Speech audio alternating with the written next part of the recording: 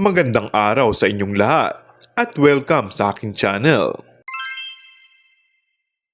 Nag-react ang mga fans si Janine Gutierrez dahil bakit daw parang mas naging open ngayon or proud ng kapamilya aktor na si Paolo Avellino pagdating kay Kim Chiu kesa noon nakapareha niya ang aktresa si Janine.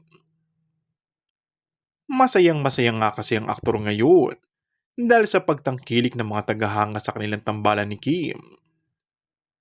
Saying nga nito, I didn't expect it like I was expecting something for the show or what they watch. I didn't expect na ganito kagrabe yung sumusuporta sa amin. I'm thankful because it goes to the show that the chemistry worked and the show is working. Dagdag pa ng aktor, parang mas nakikilala ko din, hindi lang si Kim, kundi pati yung buong personality niya. Si Kim kasi iba siya. Sobrang masiyahin, masaya lang. At yun din yung ibibigay mo sa kanya. And I'm proud of her. Pagbabahagi ng aktor. Yung love life umano ni Paolo noong bago dumating si Kim Chiu, hindi pinag-usapan.